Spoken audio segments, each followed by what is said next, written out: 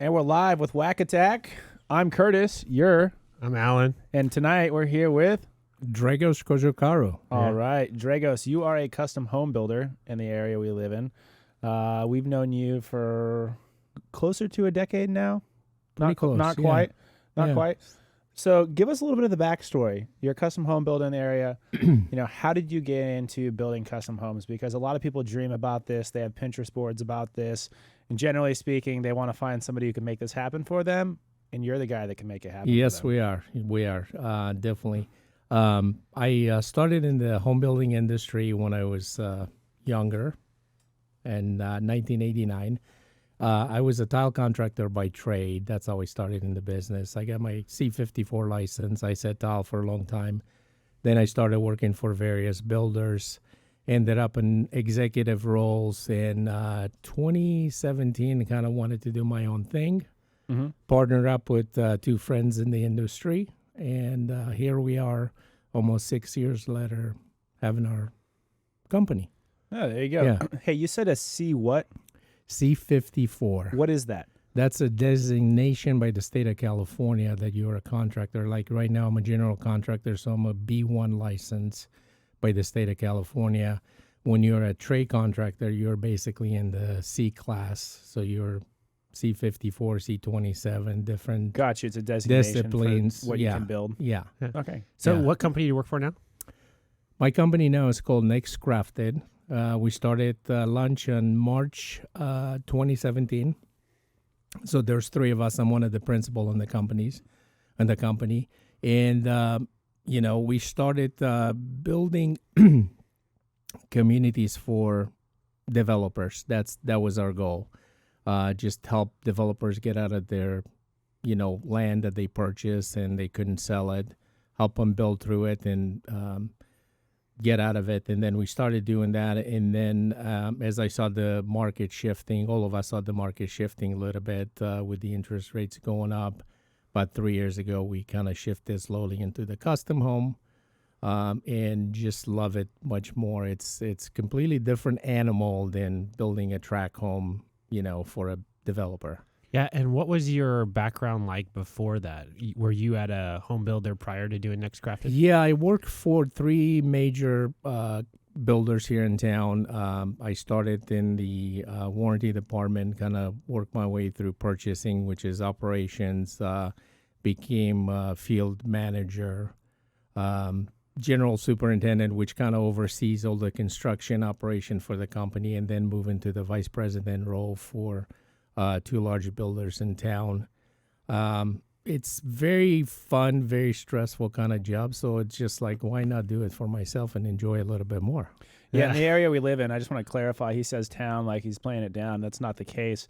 We get pretty much everybody from the Bay Area that wants to come and move right where we live, and there's a lot of sprawl going on here. So there's a lot of building that's been going on here for, a couple of different decades now.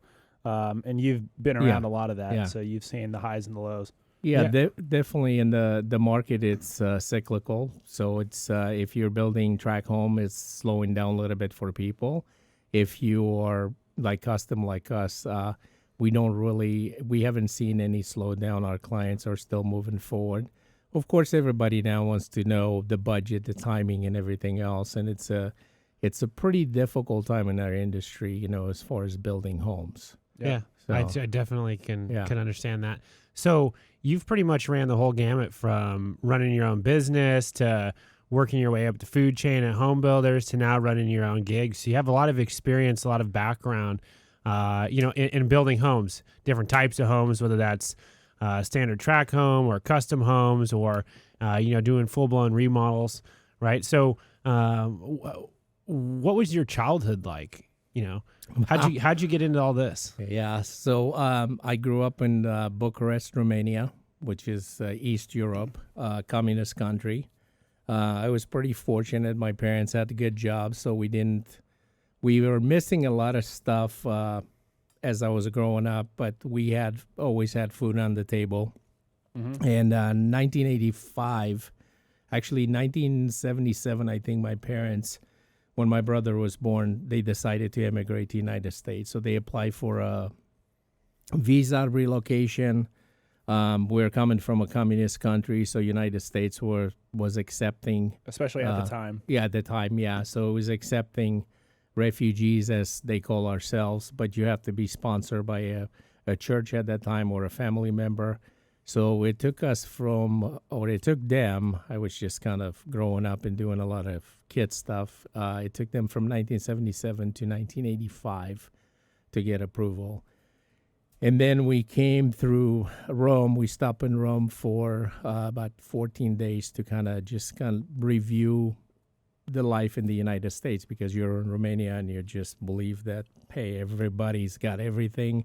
Once a year, everybody throws their furniture and clothes out and they start fresh for the new year. So our lifestyle at that time was different, completely different than here. When we went to the store for the first time in the supermarket, I think my mom pretty much had a heart attack because she wanted to buy everything.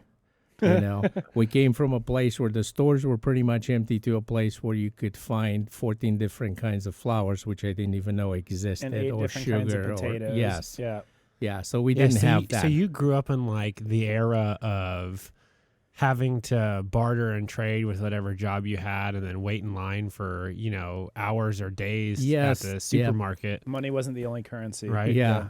We did that as kids. Our parents would go sit in line for groceries or meat, bread, and then sometimes you wait in line, and by the time you get to the front, it's all gone. So what do? Do you wait until the next day delivery, or you go home and start your line again? So as kids at the time, we chose to stay behind and play backgammon and cards and just sit there all night and have a good time with all our other friends, which was really fun. Do you think that's one of the reasons why you're so successful as a home builder around here in the Northern California area, is because you just don't ever give up?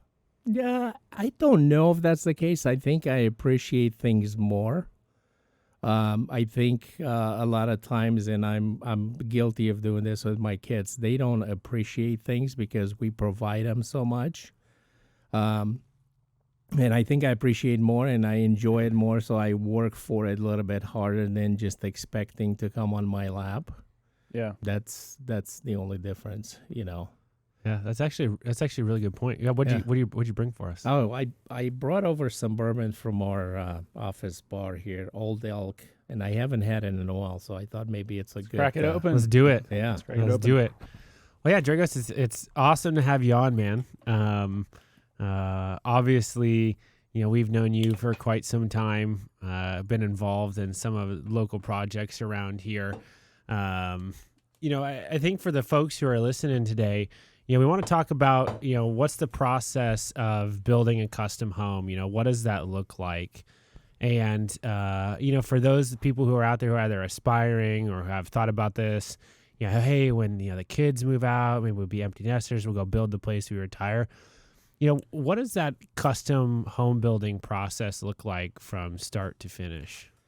Well, it's, again, depending on the contractor that you deal with. By the way, cheers, guys, and cheers to everybody watching this. Oh, yeah. And I know I probably sound a little bit like Latka from Taxi. I don't know if you're too young to remember that, but that's probably what I sound like, so cheers.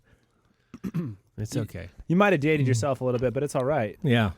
Yeah, and if you're 18 years old and you're listening to us, you can drink this whiskey in 3 years, and it will put some hair in your chest. Exactly.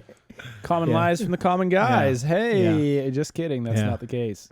I think building a house in our market currently, it's very difficult. But if you partner with the right company, I think it's a very successful. It's a marriage basically between us and our clients. What are the key characteristics of a successful marriage in your words? Or a unsuccessful marriage?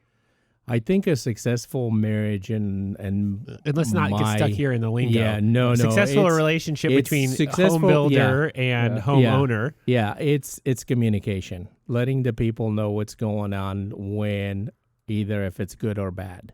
Mm-hmm. I think that a lot of us, we get into the random doing stuff and knowing that it's coming up, and sometimes you forget to call your client until 2 days later, but you have an issue with appliances not being delivered on time, or other products for the house.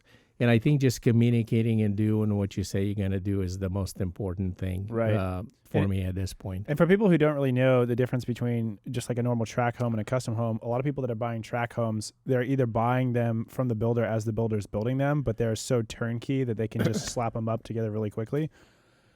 And with the custom homes, there's a lot more that goes into these things. There's a lot more materials involved. There's a lot more customizations involved. There's all of the bells and whistles that you would get on a really nice high-end car. That's essentially what you're doing for a house. You're just not buying a Toyota Corolla. So when it comes to you having to stay on top of your communication with your clients, what are some of these other aspects around building and the materials and helping the client actually get to see the progress and getting through some of the the issues that they're having? Because for them, it might be a trying time, like they're paying 2 mortgages or something of the sort, or they're living in an apartment temporarily. Like there could be all kinds of these things. So talk to us about your experience with those. Yeah, I think starting at the beginning will be basically partner up with the right company and just have that company provide the right, engineers and architects for the client. Right. Creating that foundation and basically taking them from the start line to kind of seeing their goal on a piece of paper, which is, we call it the plans. I think that's once you go through all that and establish exactly what they want, then you can start putting a specification package together for them. And that's entail into many, many meetings and many times meeting with your client and going over stuff from selection of tile, drywall finishes, to windows, to cabinets, to doors and everything else. So that whole process, I would say it takes us from the time that we get in contact with somebody roughly about 6 months to get on contract. We are on contract. We're looking at 4 months to get their plans done and submitted to the city for the approval. And then once it's approved, we can build a house anywhere from 7 to 12 months, depending how large the house is. Okay, so this is for anybody out there who wants to build a custom, it's about a 2-year process. I would say about a year and a half if you're building a 10,000 square foot house. If you're staying within under 10,000, 9,000 square foot house, I think you can manage it to get it done in a year. And and that's just the build. Okay, so that's to build and run it through. Okay, but hold on. Time from lead. So from time I contact you to time I actually get my house. I'm sorry. Let me correct that. From the beginning to the end, from the time that we first make our contact, it's about 2 years process. You're correct. Yeah. Now, the actual build process, once you've done all the legwork the first half of the year, you've vetted the relationship with the client's vetted you. You guys decide to engage in a home marriage, as you like to say. You go through the architectural phase where you can actually see something tangible that you can get your hands on and actually look at and verify. Like you're not going to be able to physically touch the house. Yeah. Once you're at that point, you said under about 10,000 square feet.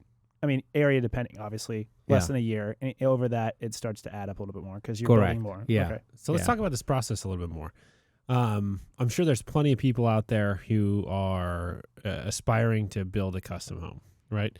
But obviously you have to have the land to do so. Correct. So is there a case where clients come to you and you guys help source land, or is the expectation that clients will have land available? Like lead us into that a little bit. We do them both. So we have, we're all licensed real estate agents, so we can source land for our clients. But most of our clients that we've been dealing with for the last 3 years, they already owned the land previously.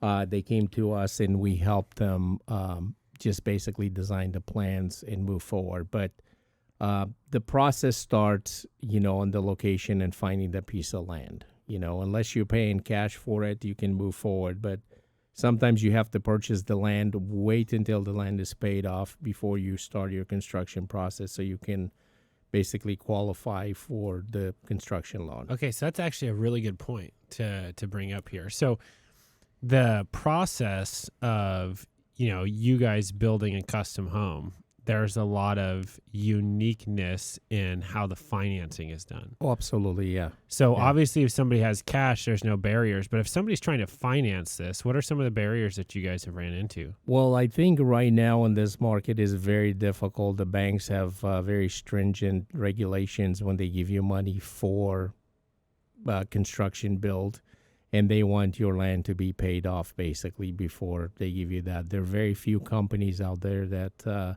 provide both money to purchase the land and the construction loan.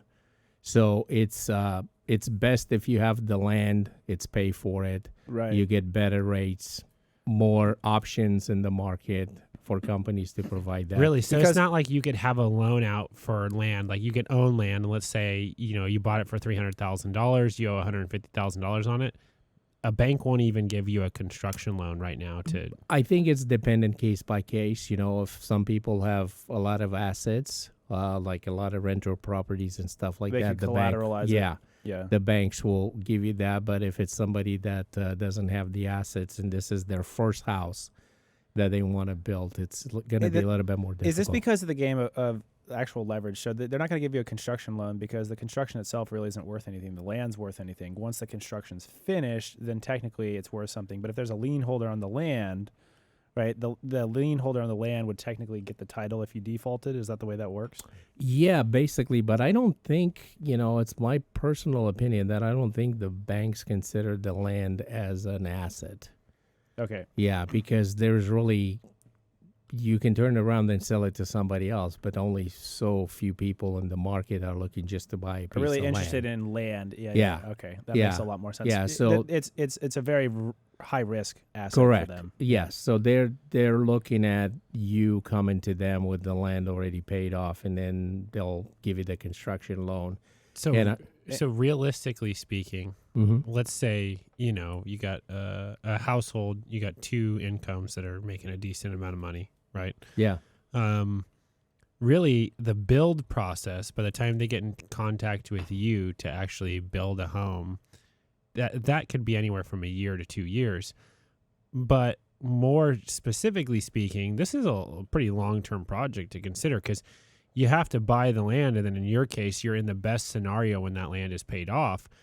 So if you're looking at it in that perspective, it could take people anywhere from 5 to 10 years to buy land and pay it off. It's a 10-year process to get the property where you can actually reach out to him to start to become a client. So it's about a 12-year cycle. Dependent on the individual. Right. Obviously, assuming they can't just pay the exactly. If you have some excess capital and you're like, hey, I want to buy some land because eventually I like to build a house here, it's good to know that if you're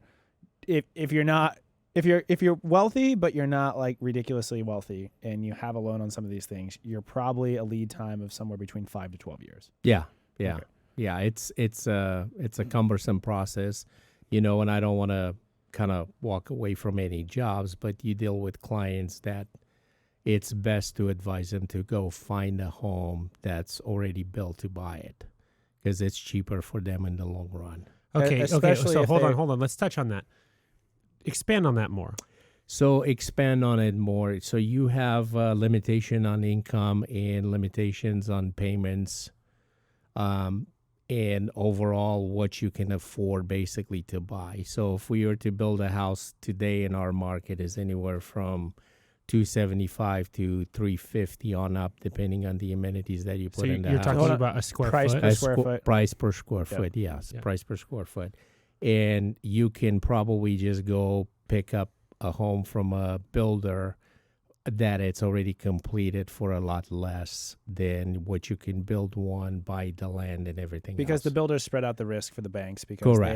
They have 20, 30, 40, 100, 200, 300 properties, not one. Yeah, and they build 78 lots at one time. Obviously the volume gives them a better price on purchasing power. So you got better purchasing power, you sell for less and so forth. Custom builds are the premium aspect. Custom builds are the premium. It's people build their houses to enjoy. They want a certain aspect of their house to look like, and let's be honest, it's to impress their friends. Most of them, I mean, it's what it is. I don't think you probably come across many like truly humble people. with what you're doing? No, it's They're there's nice some people. of them. They're nice They're all people. very nice. Yeah, Yeah. everybody that I deal with, they're great. You guys are awesome.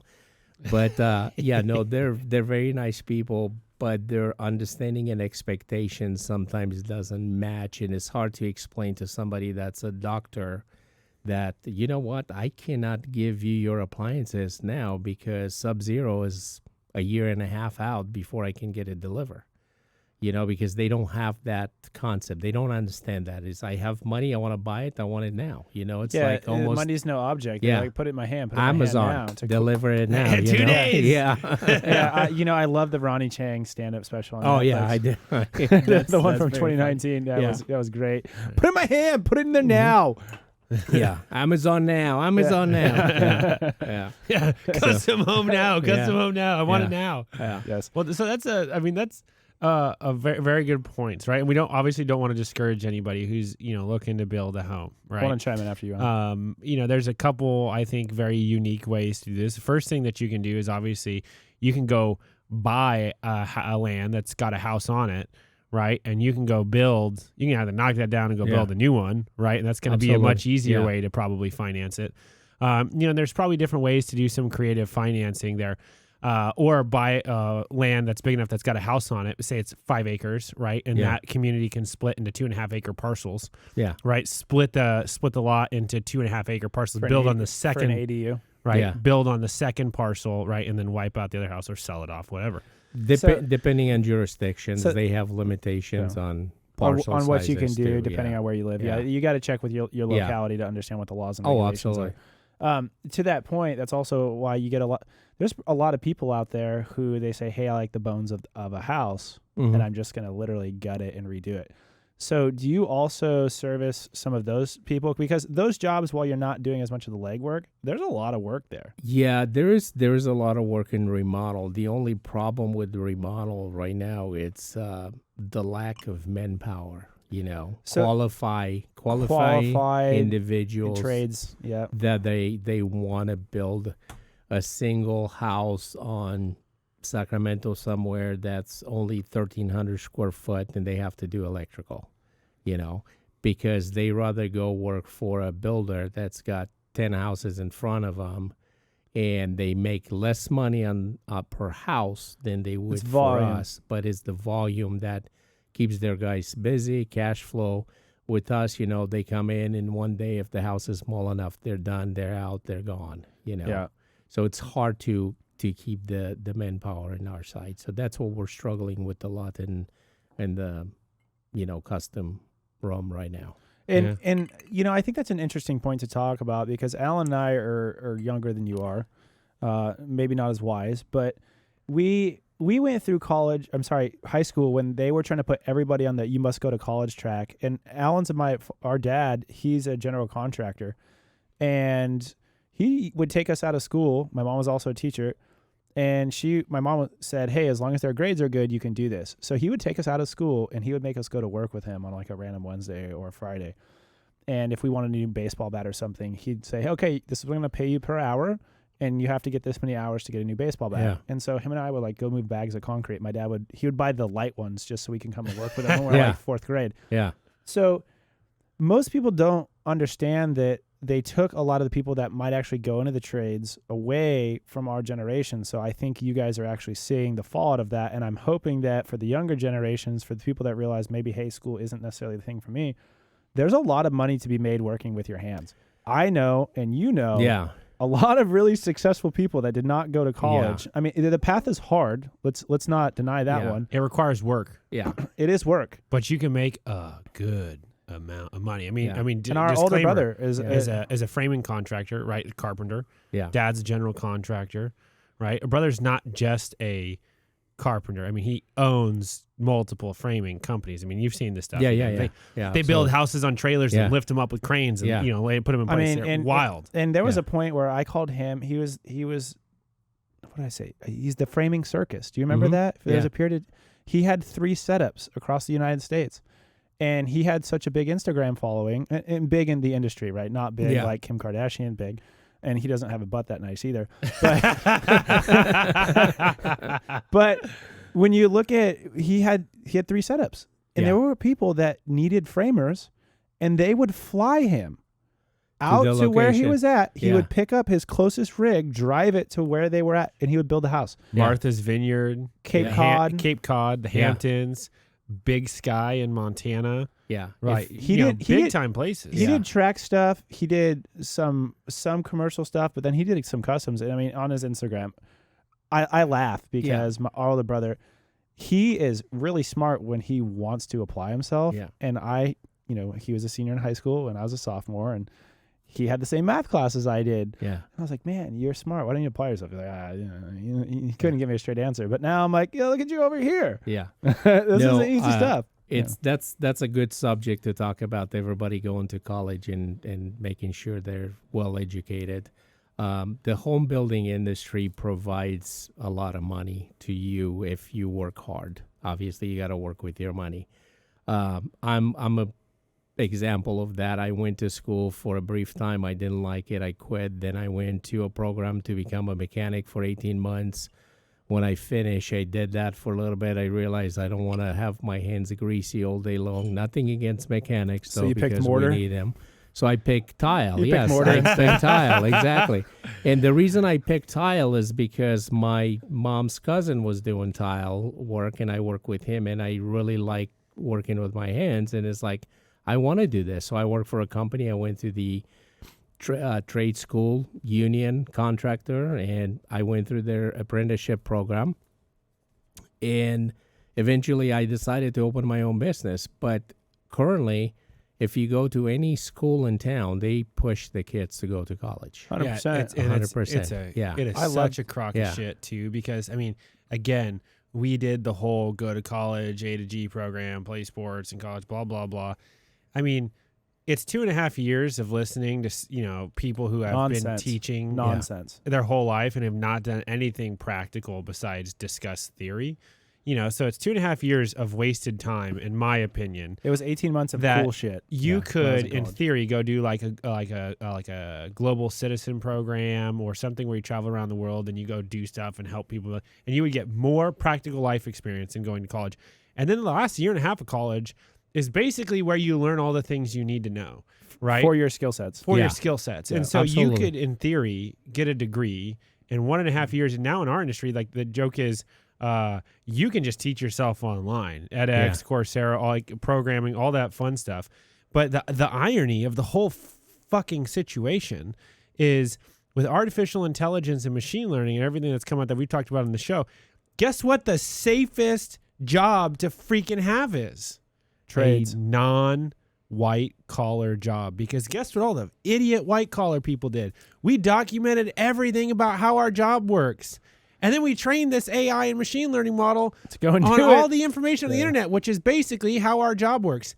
How much information is out there on the internet how to be a home builder? Not a lot, except for on YouTube. Yeah. So the home renovision guy on here's YouTube, my point. We'll post a link. He's got great stuff. So, the backstory that most people don't know, Al and I both work on our homes. Yeah. I wasn't stupid enough to lay 2,000 square feet of tile in my house because I knew that smart.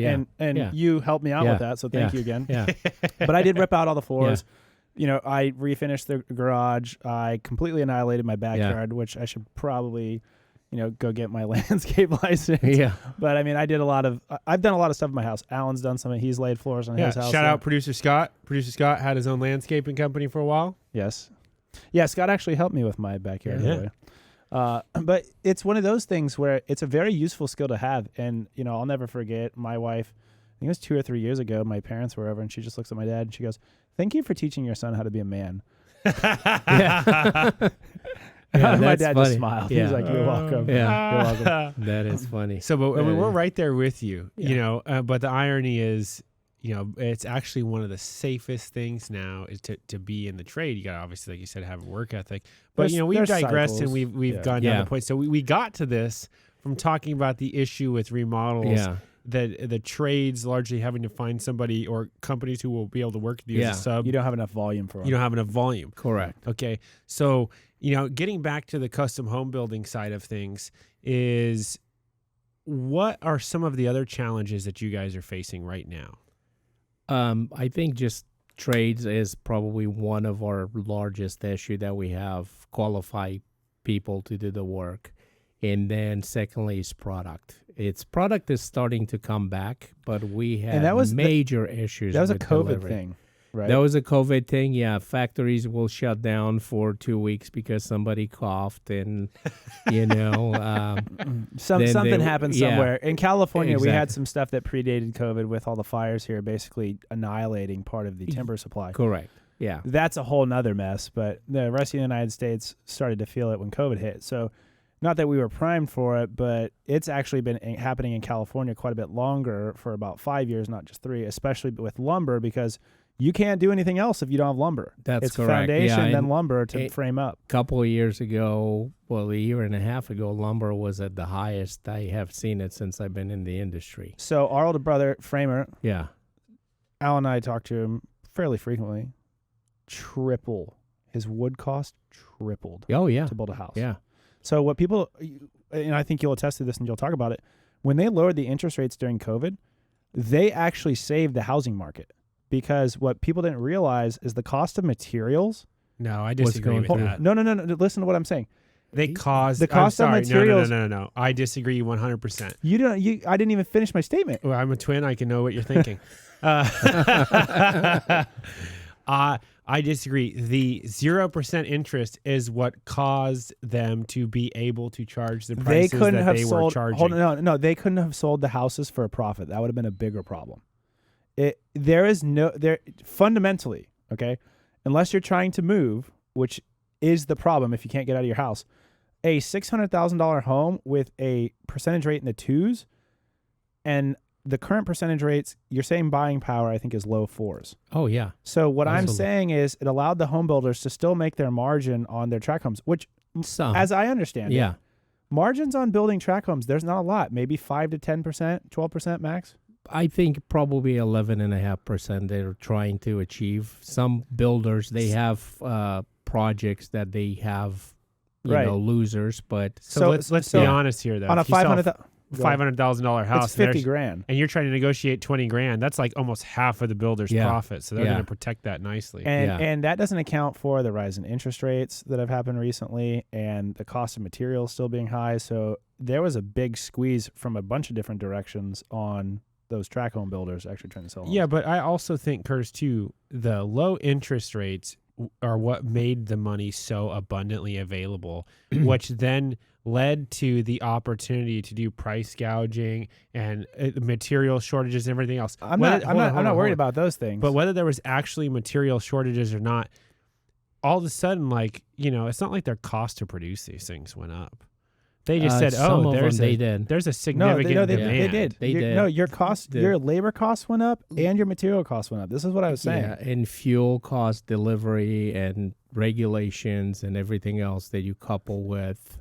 In my personal opinion is that the 0% interest put so much money out there with all the COVID relief money that they put, EIDL, all that nonsense, where it just sort of exacerbated the problem. Well, that's a part Possibly, of it. But yeah. that's a part of it. But what I was saying was with the home builders, like especially in the area we live in, could you imagine if their lumber cost tripled and the interest rates went up and the human capital cost to build these things also went up? The cost to actually build the home is now $550,000. With a 6% interest, that's a hypothetical, right? No, but it's a 2% interest. So these things jumped to 100,000, but the interest rate went down. So what I'm saying is it was an equalizer. Yeah, and Curtis is right. There was a point where every purchasing agent in town did nothing but watch the lumber market to see what happened, and they locked in phase releases at a time, and sometimes they pay ahead for the product that they needed just to lock in that price. So the builders actually suffer quite a bit, during that when the lumber was high. So, but with the lumber highs, there were other issues that they run into. Windows, was a big problem. Then garage doors, then appliances, dishwashers. You couldn't get dishwashers. Romex wire tripled. Yeah. Romex PVC, increase. Yeah. PEX. Yeah. And they're talking right now increases on drywall and steel, And trade contractors, when they give you a bid for a job today, it's for 30, 90 days max. Wait, so you're telling me that the price that people are paying for homes is directly correlated to who they vote for? Absolutely, yeah. Wow. This is not a political show, but yes, absolutely. Hey, Alan, you know what? You were 0 for 1 the last 5 minutes. You were now 1 for 1, baby. 1 for 2. Let's go. 1 for 2. Yeah, 1 for 2. Yeah. But I also, looking at this process, I mean, we're just talking about this loosely. The custom home building side sounds like it could be a real pain in the ass. I mean, has it always been this much of a pain in the ass? I couldn't tell you, past 3 years ago. I'm sure that everybody dealt with their issues, but it's not really a pain in the ass. It's very demanding. So as long as you put the time into it and you don't take more than you can handle, you'll be fine. You'll do great on it. It's fun. The people are fun to deal with. They have money. They know what they want. You just have to source all their products and you gotta have the connections and the abilities to produce for them. And if you keep your head above water by not doing too much, right? You have to have a good pipeline from start to finish. Yeah. That's leads in. That's your ability to actually successfully deliver on the projects. Actually have the architects that are going to meet their needs that they like. Have the ability to actually produce the house, produce it on time. Be very transparent with them throughout the process. There's going to be things that come up. There's problems. All we all kinds of make stuff. mistakes. Yeah, we're humans and we make mistakes. As long as you recover quickly and you recover in a way that they still love you at the end of the mistake, then it's, I think, that's a good point. That's a good point. Hold on here, Curtis. I think you nailed something down here really important. If somebody's looking to be a homeowner on the custom home building side, what is the mentality as a builder you would want your client to check into? Because it seems like this is a long-term relationship and them having a solid mindset going into this, understanding what goes on and what your responsibilities are. This isn't a long-term relationship, and this isn't a long-distance relationship, baby. This is a marriage. It is a marriage. So what is, like, the best clients, what type of mindset do they have that sets them apart from the other clients who are maybe tough to deal with? I think the clients that understand and they built before, they're easier to work with than the first-time builders. Okay. Because people who have experience with how the build process works. Yeah.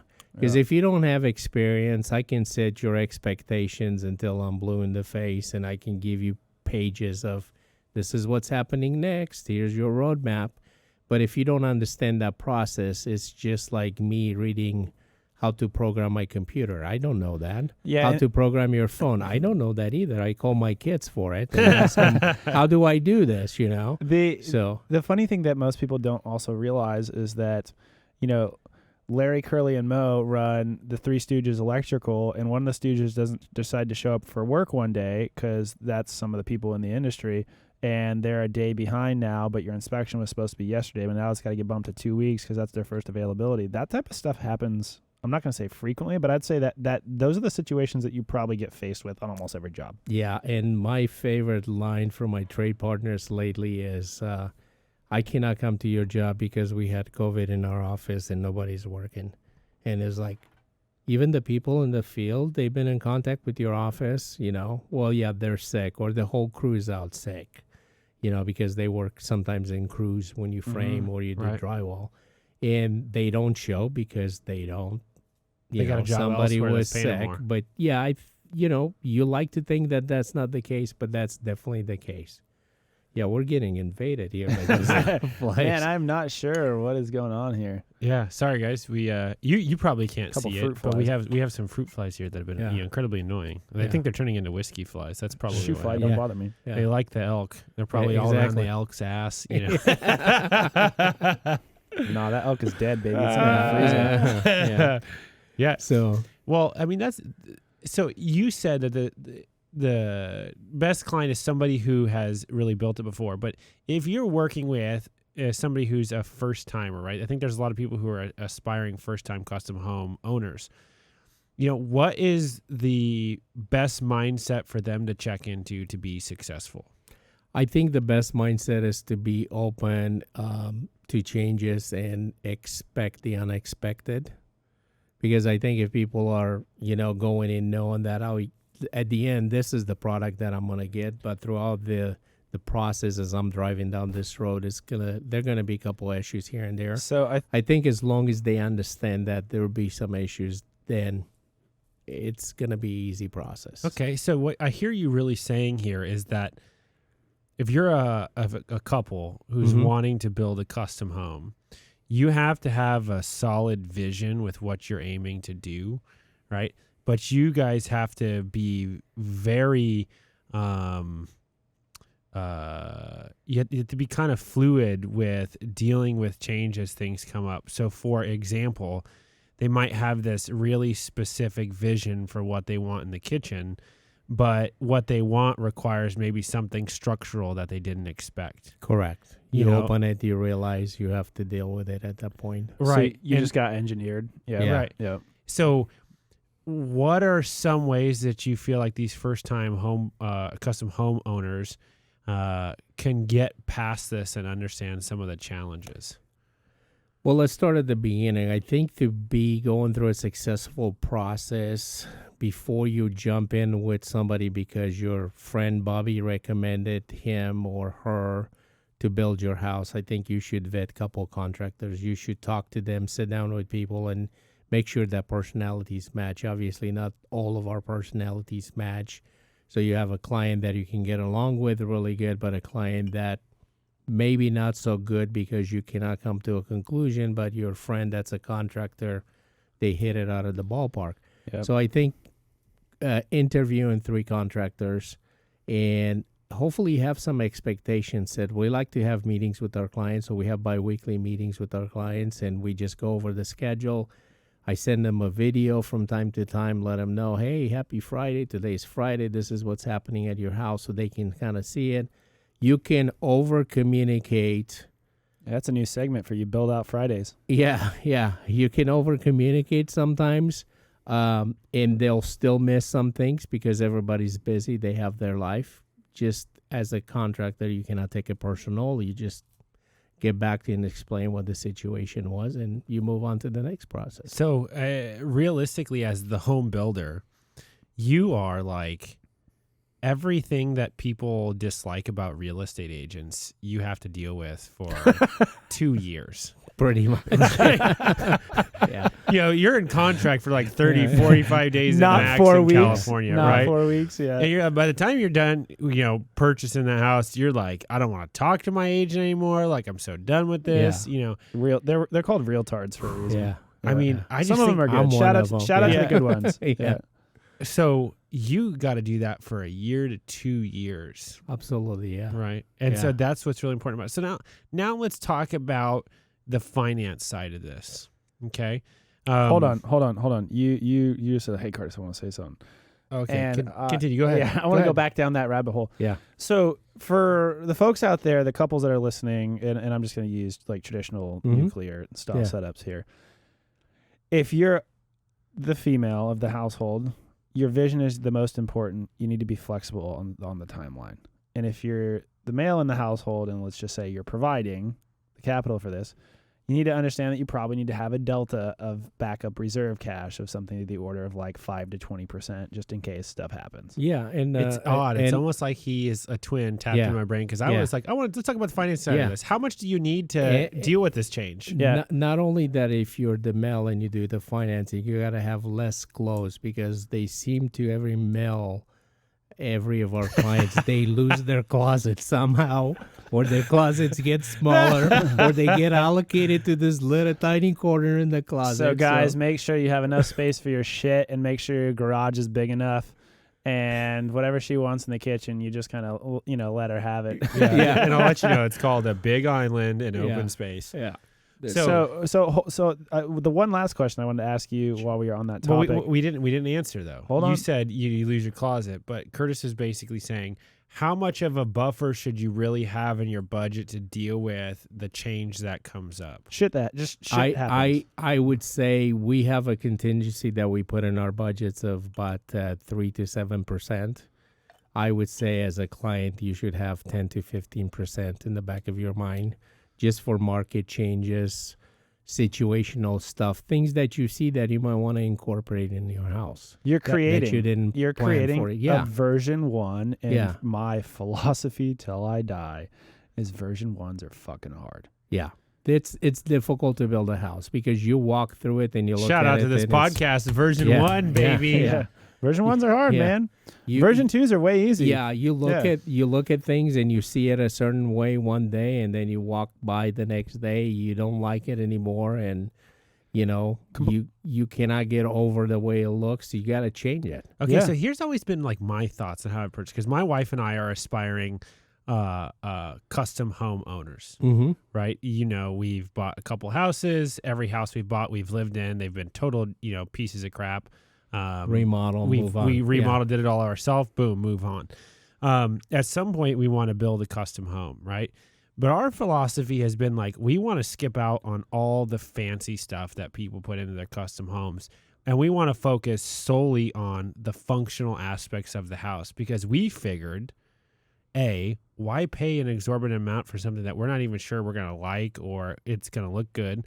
But instead, if we give it the bones that we think we would like, in 5 to 8 years, we're going to remodel it anyway. So the thought process for us is how Do you is have that any clients like this guy who say, I'm going to remodel my custom home you just built me in 5 to 8 years? Yeah. You do? Yeah, some do. Yeah. This is my Yeah. point, right? So That floor is fine. I'm going to change it in about 3 years. what Okay. is your Compromise, idea on if you are a first-time custom home owner focusing more on functionality versus style? Alan, that's a very hard question for me to answer because I think it's personal. Like if I build my custom home, I always tease my wife and my kids, it's going to be about 3,200 square foot single bedroom home. That way no kids come back and stay overnight, right? Right. But that's not the case. I think you focus on things that you do on a daily basis. What do you like to do? You like surround sound, you like music to come on when you come home. Do you care if you have a dining room for 12 people sitting there that you're going to use once a year? Probably not, No, Yeah. but here in California, man, dude, the outdoor barbecue Yeah, with the covered area and the that's- pool and the that's the resort most style popular, yeah. backyard. Dude, give me a standard track home on the inside and I'll add stuff to it. But the California- backyard, yeah. baby. But hold Yeah. on, continue, Dragos. So that's what I would focus on. I would focus on things that I like to do. Yeah, I want a big shower. I want a big bedroom. I want a large TV on my wall. I want to fall asleep watching TV maybe one night. Okay, so this is what I mean about functional. Mm-hmm. And not to sort of inject myself into this conversation, but Too late. one of my goals is to grow our consulting firm and sell that. Mm-hmm. And then I want to get into custom home building, but not custom home building like you're doing. I want to be that person who is a serial custom home builder for myself. And what I've talked with my wife about is I just want to focus solely on the functional aspects of living. So for example, you ready for this? The laundry room should have some type of secret door access to my walk-in closet, so I can do all the laundry in there, and there should be an island in my walk-in closet so I can do all of the laundry and be So able you to want a mud room. be able to put it away, right? But then you think about it like this. What does that mean for proximity to the kids' rooms, right? Where does that need to be in the design to your master closet, right? And maybe you use your master closet as like a sound buffer between your bedroom and the kids' bedroom somehow, some way. Okay, so that's just one area, right? The second thing is, I always think about it like this. Do you know how much of a pain in the ass it is to put groceries in the house all the time? So my thought process is the kitchen should be nice and big. You should have plenty of counter space when you initially walk in to put the groceries down, but it should be in very close proximity to the garage door that you have to enter the house, right? And then you think about it like this. You want to have all the entertaining space as far away from the bedrooms as possible because you don't want to wake up anybody else who's trying to sleep or if you're trying to do some entertaining. So when I think about functionality, I think about layout and pieces like that. Yeah. And then I think about like slap the mid-grade floors, slap the mid-grade baseboard, slap the mid-grade cabinetry. But that's me and my approach. So it's almost like a highly functional semi-custom home. I just imagine Alan going into his home and just slapping the floor and slapping the cabinets and slapping the baseboards, like slap mid-grade, slap mid-grade. Yeah. And that's how people look when they build their houses, exactly like you said. Mm-hmm. You know, you have, we're building one right now that the laundry room is next to the master, and the master closet gives you access into the laundry room. It's got a big island right in the center, just what you're describing. The garage is on the other side of the house, but for different reasons, the layout of the lot. So there's ways you can do functionality, but at some point you're going to run out of space to put that house on your lot. Yeah, you know, because you have to start with the land first, and then you have to use the land in the best way possible based on what you do and don't like. So what is the best type of lot then for people? Like, in your opinion, what is the best type of lot people can buy to maximize their options that they'll have to build their house? Well, every jurisdiction got a lot coverage that they allow you to put so much house on that lot. So it's translated. So every place you live. Yeah, every place you live. If you're in a community that have regular 7,500 square foot lots, or let's say size, then only so much of that lot you can take it with the house. So obviously, if it's only 7,500 square foot, your lot size, you cannot do a single story. It's going to have to be stacked, because if you do a single story the way you're describing it, you're going to be corner to corner of that lot cover with the house. Right. You know, so I think for what you're looking for in that situation, maybe you're looking in a place that's a little bit more rural, like Loomis in our area, or places that you have an acre, 2 acres, 3.5 acres that you can build a house, eventually put an ADU next to it. You need 1 to 2 units. Yeah, 1 to 2 acres minimum. You need the space for what you want to do. We're building currently a house in Folsom, and it's, I think, a little bit under 4,000 square feet on a small lot with the pool in the backyard, but it's a 3-story house, you know. And for those of you who don't know, Folsom is at the base of the foothills of the Sierra Nevada mountains as you go up the backside to Tahoe in the greater Sacramento area. Yeah, so it's beautiful house, but as a custom home, you know, in your 20s and 30s is great. When you hit your 40s and 50s and 60s, are you don't want to thinking, climb 3 flights of do stairs? I want to go No. 3 flights, or do I want to put an elevator in my house? There's a lot of things to consider if Yeah. you're going to build a custom home, especially because you were saying, hey, I want to build a custom and then potentially sell it for more than you paid to get into it and then build another one. Is that what you were saying? Yeah, I just like projects.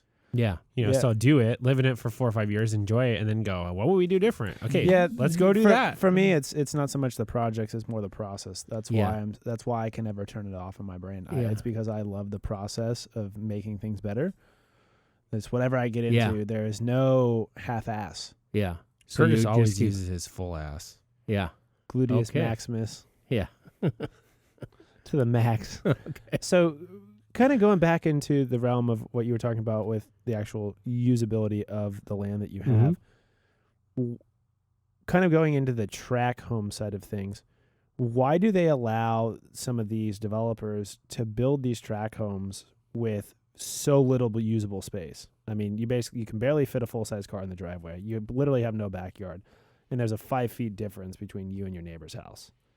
It's high density? High density, various codes, and they have to meet, every jurisdiction's got to meet a plan to have so many houses that they build in the community. Their housing plan. Is it called a housing plan, or is it called something else? I read the city of Roseville's no idea, last year. to be honest with you. I think every jurisdiction may call it a little bit different. Yeah. But that's why you're allowed to build those, and sometimes developer, they try to, you know, use the land to the best of its ability. So sometimes to make you the most might, money. you might create a 6-pack thick court that you have really no driveways. You have to park in the garage. It's a CC&R rule that you have to park in the garage. Therefore, you don't need a driveway. Yeah. So we're kind of talking about some of the other parts of home building, which I think may be a good segue, unless you have some more custom questions. There's been a lot of chatter in just in general in the United States. People are talking about affordable housing. We live out here in California. I'm of the firm belief that it's a myth because I've been around you long enough to know some of these details. I've also been around some people in the industry that your partners as well, that they've talked about some of these things.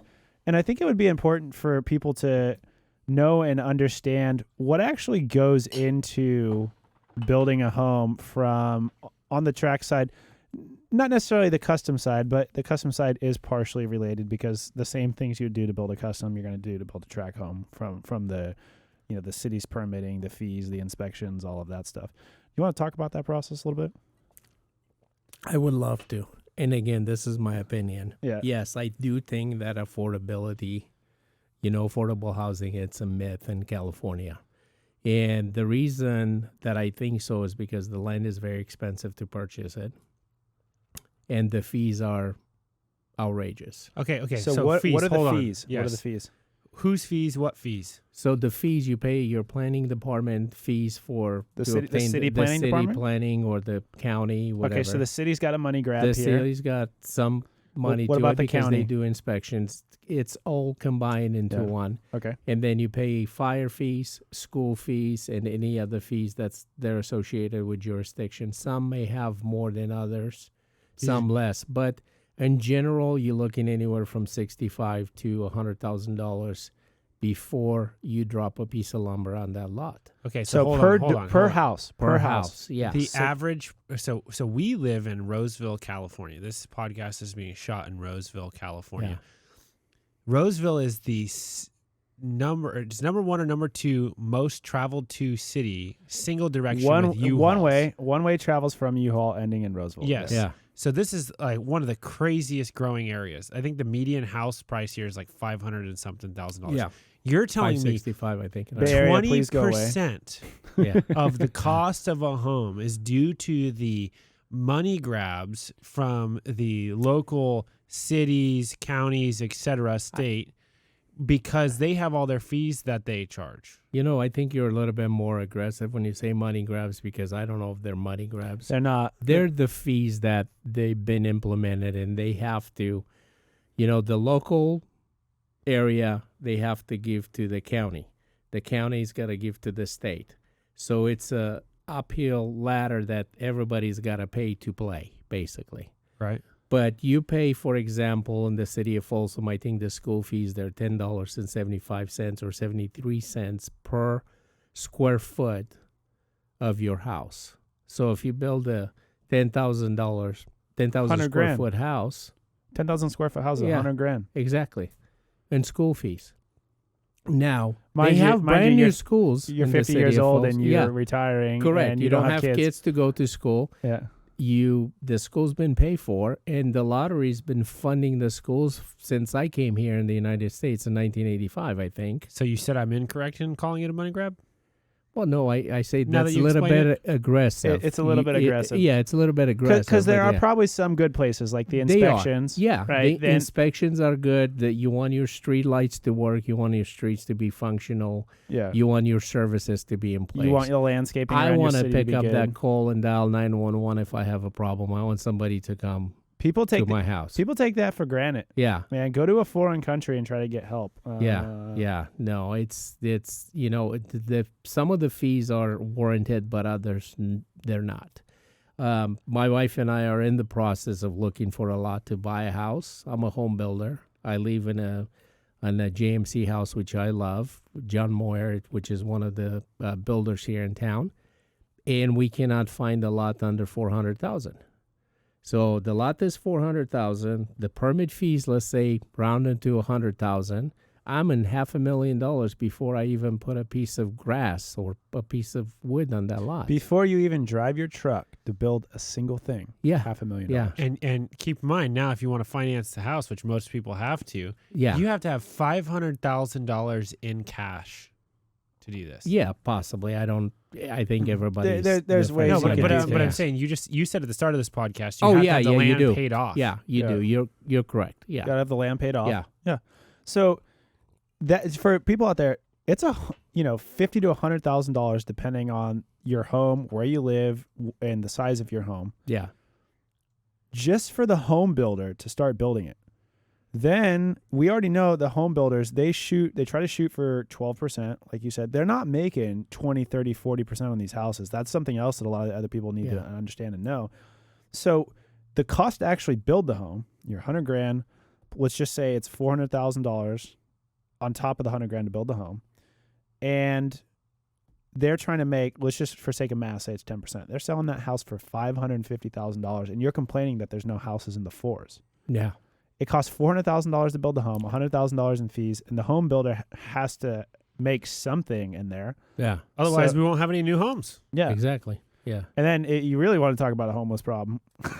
We're not building anything. We're even in more problems. In our area, eventually, from Main Street all the way to 99, Highway 99. That's out by Sacramento. It's going to be Airport. Basically houses. Yeah, because I see it like this, and I think there's a lot of other local incorporated cities that have the same problem broadly across the country.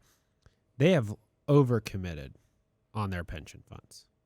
And they are... We know this to be true because Yeah. we had a SaaS product for government agencies, and we went to conventions and all kinds of stuff. Yeah. We got to see the behind the doors stuff, and it's not pretty. It's not good. And I'm going to throw a general anecdata number here of like 70% of the cities and counties are not in compliance with state regulations. Yeah. And so, but my point here is Yeah.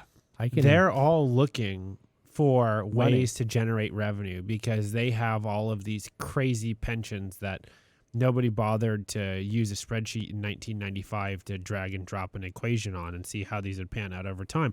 And I think that is a lot of the problems here too that are coming up with quote unquote affordability that a lot of folks don't understand. And then you factor in everything that we just went through with COVID, demand, supply chain issues, labor issues with college A to G. I mean, it's literally a perfect storm. So, but, the affordability aspect of things, really, what else in your mind sort of leads you to believe that it is a myth of affordability? Well, talk about how, like the state of California, when you guys build, or based on it's called a housing something. I'm drawing a blank on the actual name, where the city says so many of what gets built has to be of. I would just call it an allotment. It's escaping me. Anyway, it doesn't matter. What do they do right now? Because you've told me how some of this stuff works, where when they want affordable units, the builder's got to take a bath on those units. And bath meaning a loss, and then who do they pass that loss on to? They do take some of the builders. They do take a bath, and some jurisdiction have the housing affordability program, which basically how it works in various stages is your house, you buy it at a set amount, but even if the market increased to 40%, let's say, or 30%, as in California does sometimes, your house is not going to go. You cannot turn around and sell it. The jurisdiction or the city, the county will tell you how much you can sell your house for. So because they want to keep that into basically affordable for people to purchase the house and move in, first-time buyers and so forth. Okay, so that's hold on, Curtis. Hold on. Stop. That's one segment, but you actually didn't answer my question, which was when the house is first originally built. When the houses are built, different jurisdictions, they ask the builder to provide affordable houses. So the builder's got to take a loss on some of the houses to build the rest of their houses. Correct. And who are they passing that loss on to? Well, they pass it on to the people that they're buying houses in that community. I hope we just pissed off 95% of the people out there. Yeah, we probably did. Because that's what's going on. That's why myth. Right? You cannot tell from the outside of the house that the house is unaffordable, but you can tell once you walk in. So from the outside, the house has to look the same like the rest of the houses. Inside, you can use solid doors, baseboard, small baseboard, vinyl. They don't care what you do inside the house. As long as you meet the code and you pass the final, outside has to look like. What about HVAC systems? They're about the same because that's Title 24. Yeah. So you got to comply with what is Title 24? This is the energy code that the housing market is controlled or reviewed by. So just trying to get things more efficient. So let's recap as previously. You have fees for local agencies, municipalities, counties, etc. Because historically they've have severe obligations with pensions they have to meet, so they need to generate revenue. We're hypothesizing. Yeah, I'm hypothesizing, but in my experience, that's the case. Then you have these government mandated affordable housing programs where they're new affordable housing programs where basically they're subsidized by everybody else that can afford a house, which generally these people are usually stretching to afford a new house as it is. You came from a socialist communist country. How does that make you feel? Fantastic, man. I'm here. Well, I'm not I know, there. but doesn't that seem like it's going right back? Like, doesn't that seem like that's digressing to where you came from? Like the government mandating all of these things? Yes, it does quite a bit. And, it's pretty sad when you look at the stuff because I don't think people truly understand the outcome of what they're doing and what the people that they're voting for and, what's going on currently in our country. But it's pretty tough to sit back and look and people wanting things for doing absolutely nothing.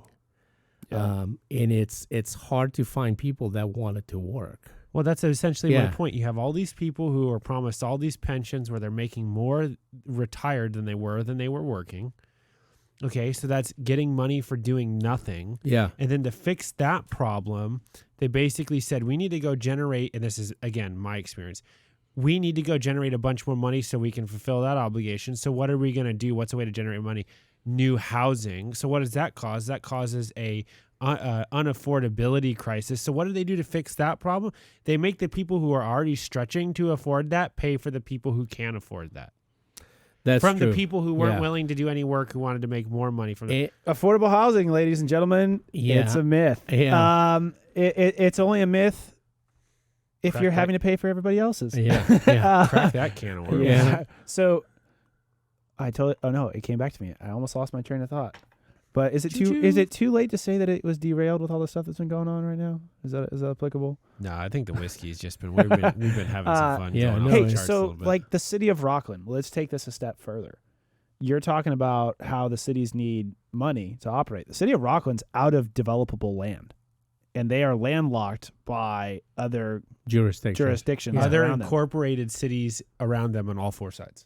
What does a city like that have to start doing? Let's just hypothesize here. I'm not asking you to give me the right answer, but I have no idea. I know that Rockland they were talking about expanding some of the housing closer to 65, but I don't know if that's in the city or out of the city, the incorporated area. Yeah. But they have to, they have to come up with a new revenue stream. They do. In the form of a TAX or tax. Tax. Yeah. And what's that tax going to be? Is it going to be the third gas tax in California? Who knows? Is it going to be local business tax? They're going to have a higher sales tax? You think about this too. Have something. It's like, also, here's the other thing. Property taxes. To get back to your mention about funny, property taxes are supposed to pay for schools. Part of it, yeah. Right? That's the primary. So somebody who's retired, they're paying property taxes on a house that was maybe built in 1960s, 1970s for schools in that area, and they're not even sending any kids to school. So there's a lot of things to consider here when we bring up the notion of affordability, and we also consider the notion of custom home building. But if we're looking at somebody who maybe has dreams of being a custom home owner, again, maybe becoming a contractor. Yeah, go for it. Or becoming somebody in the trades and running a business there. I think that there's a lot of money to be made if you want to work hard. Yeah, you got to get your land first. Let's not knock that. If you're somebody that's younger and you want to work with your hands, it's a little rough to get started, but you're not in debt. And if you don't put yourself in debt and you could slowly build up a cash reserve, you trust me, you will be better off in the long run because you only make more money the harder you work and the older you get. If you work hard and you do the same thing consistently and you constantly get better, you will make more money. Oh, absolutely. Yeah. And our thing with us is people plus process plus platform equals profit. Yeah. And to your point, right, like you're only as good as the people you have. what's your process? So like for anybody who's wanting to build a custom home, go find 3 custom home builders and learn about their processes and make sure as a custom home builder, you're an artist for somebody's idea. Yeah. And you need to interview 3 artists, because if you're trying to go for something contemporary or something pre-trend or something that is unique to you, you got to find the right artist. Yeah. And that's the platform, right? The artists are the platform, and it's not profit in this case, it's your home. Yeah. So if you put those 3 things in order. Yeah. Absolutely. Yeah. It's communication, it's relationship, it's everything put together to deliver that. And it's being open with your client. I think that's very important, you know. So let's summarize here a little bit. For folks who are looking to go down this journey after listening to this and our ice cubes rocking around in our whiskey glasses, they still are interested in building their custom home. That process that they go down, let's talk about this at a high level from start to finish, okay? They have to acquire land.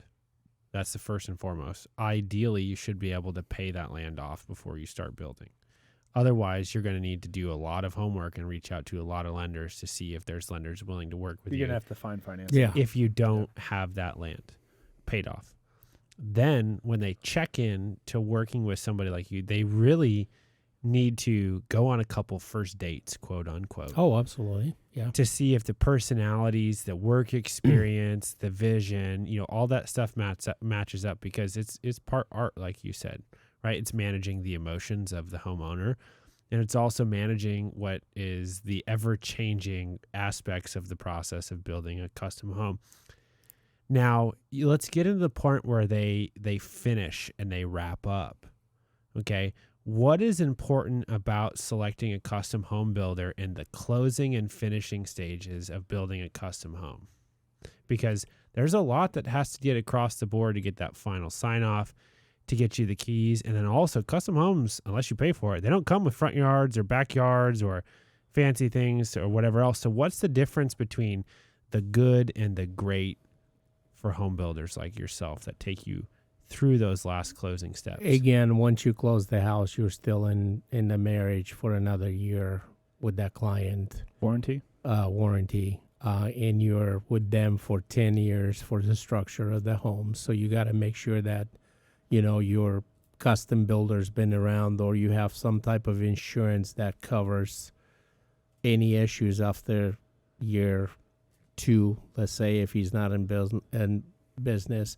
What we like to do for our clients, we provide a 210 warranty package for them, which is a national company that basically covers certain aspects of the build. If, let's say, for example, 3 years from now, I decided to go golf, and one of the houses that And by the way, Scott could teach you. Scott's a scratch I can golfer. be a golf pro too, but yeah. So, but anyway, yeah, you have to provide your client a way to repair it. By state of California, you're liable for 10 years for the structure of the house. You got to keep your insurances in place, have your assurances in place, and just make sure you're still around. And if you're not around, what are you going to do? What is your client going to do? So for people out there that are looking to become a custom home builder, really good contractors, right? People have been in the industry for a little bit. I think if you want to become a contractor and you haven't built a house in your area, it's probably best to work for somebody first, because there's a lot of aspects of the industry that you need to learn before you actually build the first house.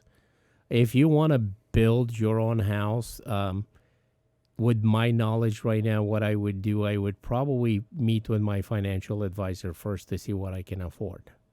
I would try to vet that out. So your wife? Yeah. I would vet that out first before I would go out and look for a lot. I would know exactly what I can afford to do and what I cannot afford to do. Because once you start building that house, you have this expectation of, I want to build this at X amount of dollars, but through the process, you find that you go to the stores and you find things that you like better than what you envisioned originally. So your cost keeps going up. And if you're not prepared to pay for it, it's just disappointment. Once you get to that first couple no's, I cannot do that because we don't have the budget for it.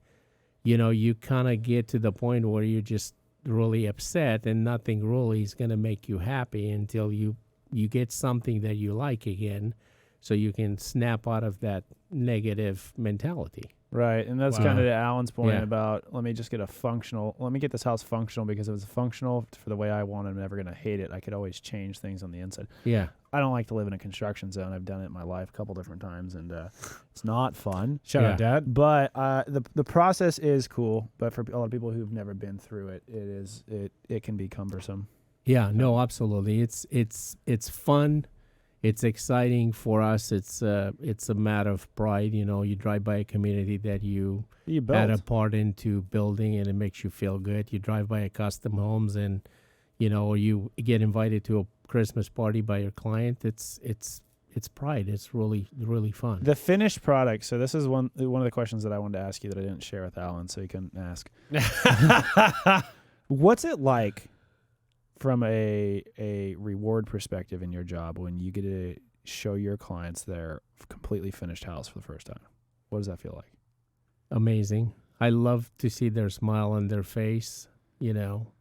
Some people start actually crying when they see certain things that they didn't see it for a while. Mm-hmm. It's just really fun. It just makes you feel good that you were able to do something to achieve somebody's dream and goals that they were on a piece of paper a year ago, and now it's in the actuality in front of them, and they're looking at it. There's something really cool about that, because like with what we do for a living, that level of satisfaction, I mean, don't get me wrong, there's things that I'm satisfied by, but we usually don't get to experience something like that. Yeah. I mean, there's a lot of power in moments like those where that's why you do what you do. Yeah.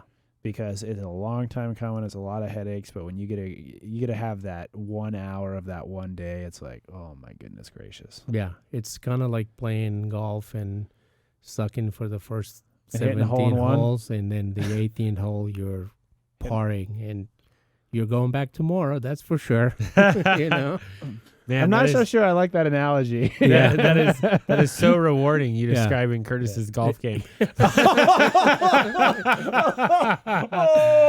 you know it ain't me, and you know it ain't Scott's golf game. Oh, Jesus, Alan, that's almost as bad as you at the CrossFit gym. Oh man, yeah. Oof, Twins. Yeah, absolutely. Well, Dragos, it's Alan, been the first time I beat you in a game of golf, that freaking scorecard is coming right here, dude. Because you know it's coming. Oh man. Disclaimer: I don't actually golf. It's been just I athletic don't AF. golf. Yeah. I don't golf. Well, either. Wally's a scratch golfer. Scott's a scratch golfer. I'm surrounded by people I'm an that are aspiring pretty damn scratch good at golfer, golf. right? Yeah. It's Wally, Alan, and Scott who have all golfed, and then there's Curtis who like went with his grandma, and is just a big muscular dude and can hit actually fairly decently. But the problem is all I have to do is fix my I slice. was waiting for him to just talk himself up a little more. Who's also really, really good looking, like Derek Zoolander. He did it. It turned left. But Dragos, it's been awesome to have you on and to talk about this process. I think we've really run the gamut of what people should really be considering when wanting to build a custom home. Plus, talking about what affordability is and all the other funny things we've done here. In closing thoughts and in closing perspectives, you and your journey so far, with what you've done, working your way up, becoming a custom home builder, looking back on it now, is there anything you would have done differently? I would have probably quit my corporate job a while back if I had to do it again, because I think this is much more rewarding. That's what this podcast is about. Although I don't want to take anything from the people that I work with, because they've been amazing, and I learn. That's why I love what I'm doing, because I learned a lot of stuff from them. But I think if I would have started this maybe 15 years ago, it would have been a different story. I think the positioning would have been a little bit different, because I truly love what I do. I mean, I think it's just awesome to see people happy. It's just you build house, you make your own schedule. Yes, you do work late. Yes, it's stressful. Yes, you have to collect money from your banks. Yes, you have to pay your trades on time. But it's very rewarding at the end. You have to weather the storm in home building. And I don't think a lot of people know that. Yeah.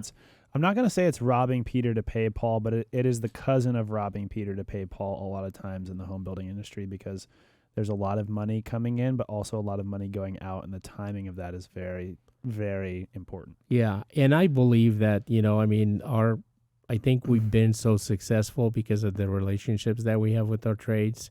I work with some of those guys since 25 years ago, and they do stuff for us. They may not work for other builders, but smaller builders such as myself now, but they come and do work for us.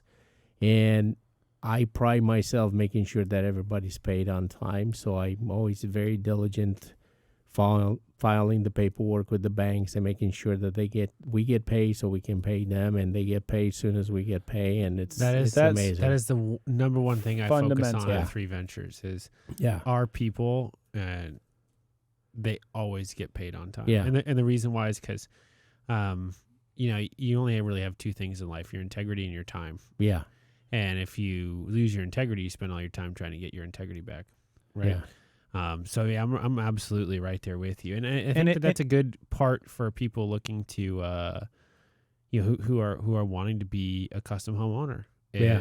Integrity is a huge thing to play with this. The story of your builder has to play an important role in what your selection is. You have to choose somebody who has gone through some level of adversity, who is able to tell you their morals and values and what part of their identity as a business that plays, their relationship with trades that they have, and also, what is important to them about being a home builder. Because at the end of the day, like you said, it's very much a marriage. And I think a lot of people will relate with you saying that. Yeah. Initially, it might have sounded a little funny for people who didn't understand the process, but very, very, very, very much involved. So with that said, if you like people, you pay them. Yeah. You only have two things in this world: your time and your integrity. Don't mess up your integrity. Yeah. And this is the WAC Attack podcast, and become a business owner, because that's what life is about. Exactly. Yeah. Just do it right. Not everybody can be a business owner, but if you can, it's great. Yes. But not everybody can be. So let's say somebody's in the Northern California area. They've listened to this podcast. They're very interested in wanting to work with you. Where can they find you and reach you, Dragos? The easiest way to get a hold of us is via web at Next Crafted. So www.nextcrafted.com. Okay. And they can see our story there, read about the partners, and see some of the projects that we completed. Okay, so just to recap, that's Next Crafted. That's NEXTCRAFTED. That's .com. .com. And then on social media, can they follow you at on Next Crafted? Right, builds, same thing. At Next Crafted. Yeah. Okay, perfect. And you guys have I believe, an orange and black logo. Right? Orange and black logo. Yeah. And this is also a family-run business. It is. This is a family. I'm working. Thing. My kids are here. My partner's kids coming. Your adult kids? Yeah, my adult kids. Yeah. Yeah. Your adult kids. It's fun though. It's fun. Your adult kids. Yeah. Your adult kid daughters. Well, with that said, Dragos, it's been an absolute pleasure to have you. It really has been. Thank you very much. If you ever want to come back on the podcast, holler and let us know. We could talk about many different things under the sun. I think it'd be great to maybe talk about your story coming here from Romania. That would be kind of awesome. cool. That'd be awesome one day to do. Well, thank you guys for having me. I gotta say I was a little bit nervous at first, but it just kind of started to flow. Yeah, yes, sir. So it's really cool. Thank you very much. Thanks to the elk you brought. Yeah. All right, we'll catch you next time on WAC Attack. See you later.